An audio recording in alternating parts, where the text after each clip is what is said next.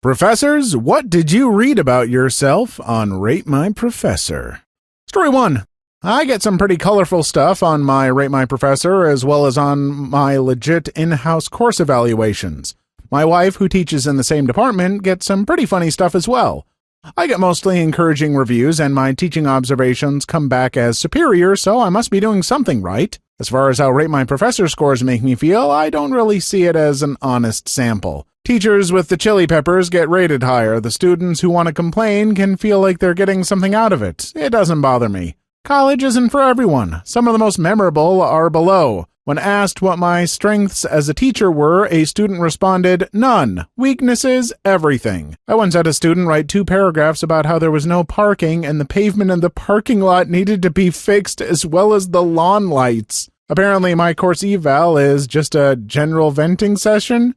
Sure, I'll bring some asphalt from home to fix those holes for you sometime between biology lectures. My wife once got this verbatim. She loves animals and she knows about them. Another favorite was student complaining about how they had to drop the class in the middle of the semester, my fault obviously, while simultaneously claiming that there was no review for the final. If the student dropped, how would they know there is a review? Honestly, as much as I tell myself that this stuff wouldn't bother me, it would. I would have been out there filling potholes, loudly shouting, well, here I am, doing what the students want. Heaven forbid I focus on teaching when you have to drive around potholes. I hope you all are happy and that when you get out into your fields, when they ask you a question, you can say, I don't know, Teach wasn't in class that day, but boy was my drive in that morning nice. Boy, I cannot talk that excitedly with my throat still healing. Story 2. I had a criminology professor in college who was an old hippie that fought in Vietnam. He had to have facial reconstruction surgery after being shot in the war, and he looked pretty weird. His face wasn't symmetrical, he had a creepy glass eye that never looked where it was supposed to. He always wore Hawaiian shirts, cargo shorts, and pulled his long hair into a ponytail with a beret. Anyway, everybody loved him, and he got lots of chili peppers on Rate My Professor, not because he was actually hot, but because he was cool as crap. Another professor of mine, it was a small liberal arts college, was decent looking but super creepy and always hitting on and sleeping with undergrads. He was furious when he found out Mr. One-Eye had a pepper and he didn't. Wait, peppers are rating the hotness of teachers? Don't rate the hotness of teachers, that's weird. They're like your parents, but for learning. Knowledge parents. Don't rate your parents' hotness. Gross. Weird. Story 3. Sorry, I'm not a professor, but I did have a professor once upon a time who liked to pick favorites.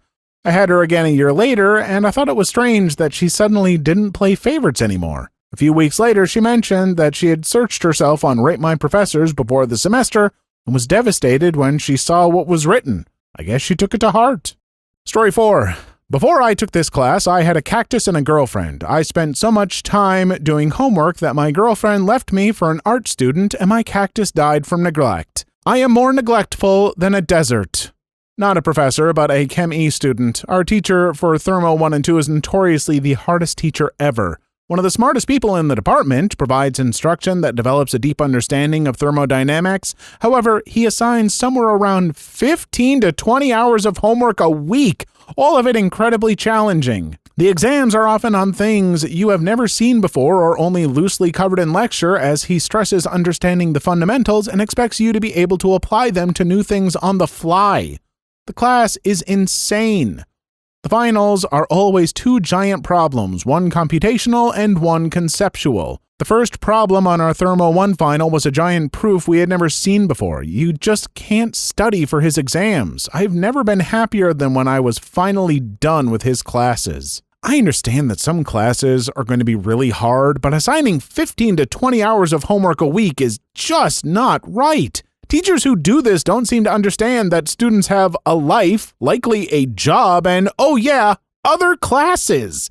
If there is literally so much to cover in a class that you need to demand half a full-time job's worth of homework, maybe that class needs to be spread out over several classes. Story 5. My Calc 3 professor told us on the last day about some of the stuff he has read about himself. The one I remember him talking about most was, he is very oddly shaped and flails his arms about to try and depict 3D shapes. His response was, even though I do flail my arms, I believe I am not oddly shaped. Just look at me. This is 100% math bod right here. Story 6. My father is an organic chem professor at my college. He told me that he never reads Rate My Professor. He said he would get nervous to get a bad review and have that throw him off. He has a 4.6 rating, though, and according to the MP, is the man.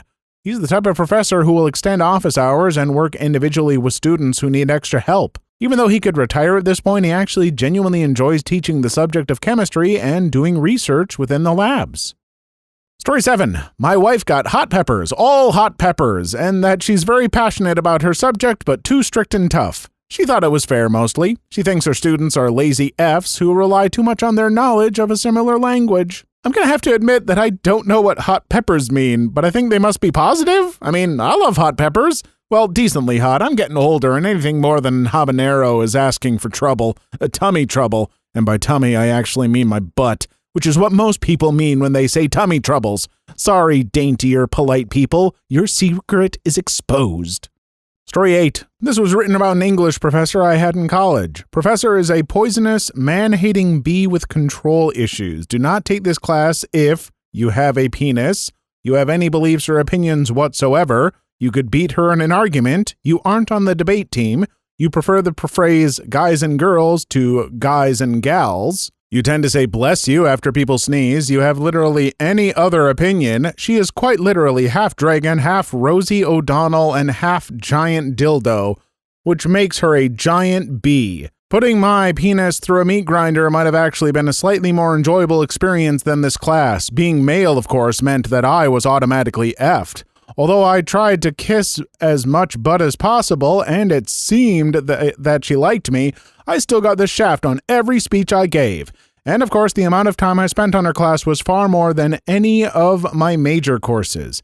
I feel no shame in saying that I literally cried blood because of this class. She made my eyes bleed blood from inside of my body. Halfway through the quarter, I literally started smoking crystal drugs to numb myself to the pain I felt every Tuesday and Thursday morning. I began cutting myself, but not with razor blades like a little emo bee, with my own teeth. I would sit in class and literally pull out my own teeth to make knives to cut myself with because the emotional trauma I suffered because of this class was so intense. I cried at least once a day, and not just angry man tears.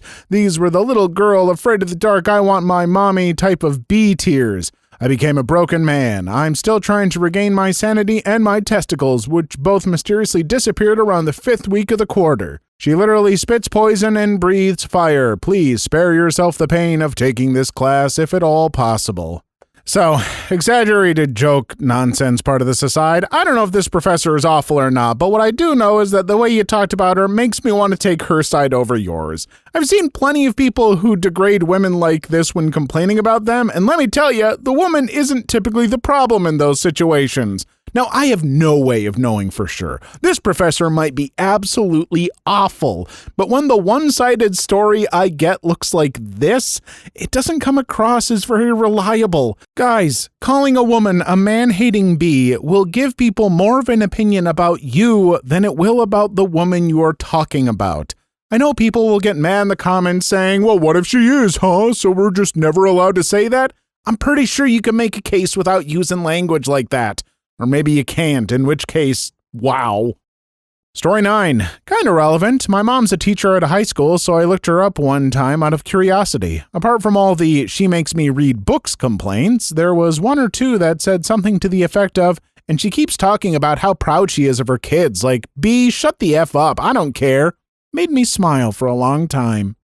Story 10. I am reluctant to comment here. Until this year, it was my custom to start each semester by projecting a slide of my worst reviews from the past semester and explaining my plan to address complaints in the coming semester. Evaluations are anonymous, but this year one student complained to the Dean of Science that her friends might recognize her distinctive sentence structure, thus violating confidentiality. This triggered an investigation by the chair of my department. He understood my reasoning and agreed that I had not acted with malice toward the student. Even so, it seemed imprudent to quote any of my students in this public venue. I had chosen reviews that reflected badly on me, not the students who wrote them. I also explained that I deliberately posted the complaints verbatim so that nobody could accuse me of tampering with the results. For the record, I'm not a professor, but as an instructor, I receive evaluations too. Story 11. My dad was a chemistry professor that passed away when I was in 7th grade. Once I got to be 15-ish, I, fully knowing I could learn my dad was a terrible teacher, checked RateMyProfessor.com. It was filled with reviews of how my dad was a wonderful teacher, approachable, and willing to help in any way as long as you didn't give him BS. Kinda learned more about who he was in the world outside of my middle school life. Story 12. My father is a professor. One time my brother and I were reading through his Rate My Professor score together, and one of the students called him a beast. We now call him that all the time because it's hilarious. In general, though, my father apparently isn't an easy A simply because you have to attend his lectures to pass. Apparently his midterm was so hard, one girl cried. He really prefers working with grad students so he can connect with them more. I should specify, what some students were struggling with was the fact that they had to attend his lectures and take notes to pass the class. A lot of people who gave him overly negative ratings were the ones who skipped a lot and were surprised they couldn't handle the midterm and final test. Story 13. This was before MP, but they still had student ratings. I was teaching a class to first-year grad students in medical physics called Computer Applications in Radiation Therapy. This was back in the early 70s when this was cutting-edge stuff. I set up a class project to write a computer simulation of intersecting radiation fields. Actually, pretty simple stuff that I could have written myself in about a week. But I distributed the work among the students, coached them on Fortran and the physics, and at the end of the class, we got it published in a good journal with every one of these previously unpublished grad students listed as an author. One of them wrote a derogatory rating saying that I was using his students to write programs for him. LOL. No matter what you do, there's always going to be some students who are unhappy and complain. Unless I was a teacher. I'd be having students, oh captain, my captaining me every single semester, and not a single one would think I was anything other than the best. Definitely. Story 14. My parents are both professors, and for whatever reason, I can probably guess, but students do not like my dad. Poor guy has a 1.4 out of 5. That being said, neither of my parents or any of the other professors I've talked to put much stock into what's said on Rate My Professors because it's mostly just a place for students with strong opinions and a bone to pick to wave their junk around. My university offers course evaluations of its own, which are taken more seriously. Story 15. Mine are divided, as are my formal evaluations. Students who truly want to go into the field love me and say they've learned a ton and that I go out of my way to help them find internships and jobs. I really love my field, so if they're passionate about it, I'm happy to help. Students who hate me complain that I give too much work. I don't give enough positive comments and that I take off for stupid things like getting facts wrong. Oh, and I'm fat and ugly, which is true, but if that makes it hard for them to learn, they're going to have fun in the corporate world because not all bosses look like Cameron Diaz. Story 16. I'm not a professor or teacher, but there are some gems I found about teachers at my school from Rate My Teacher, Rate My Professor's sister site. Paraphrased, of course. My 7th grade science teacher uses articles from the 90s and doesn't check homework. The 8th grade French teacher makes really bad crepes. Librarian has no purpose and relies on the mean library aides. The social studies teacher who I was supposed to have, head looks like a lemon. One of the 7th grade math teachers is such a mom. There's only one thing there that I'm really upset about. Who makes bad crepes? Come on, crepes aren't that hard. Seriously, do I need to do a video teaching you all how to make crepes? Because I will, and they will be delicious. Sweet and savory, the works.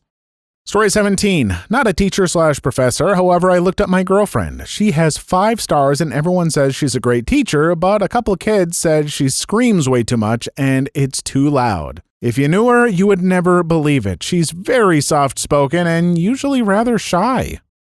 Story 18. My mom is a professor. People tend to love her or hate her. She got a couple terrible reviews from students over the years, and she really took them to heart.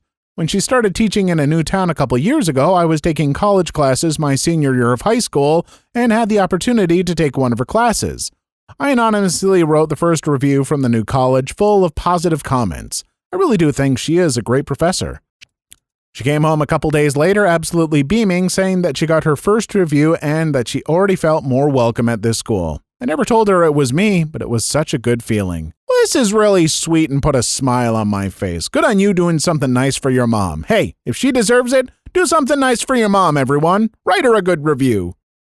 Story 19. When I saw the reviews of all my former teachers and professors, pretty much all of them were bad reviews. Even that one teacher who one day said, out of the blue, F work, come on class, we're going to Dairy Queen. Almost all the people who go to those sites and make reviews are students who are doing badly in the class, and they blame the teacher so that it's their way of getting revenge. Story 20. Nipples. My boyfriend is an instructor, and I just looked up his profile. Besides a bunch of normal, mostly very positive comments, someone randomly commented on the visibility of his nipples. I didn't want to quote it because his profile could be searched that way. I assumed they were referring to the idea of seeing bumps, indications of a person's nipples under their shirt. I haven't noticed anything unusual about my boyfriend's nipples, but I guess they think he has particularly erect nipples. I found it hilarious and enjoyed mentioning it to him.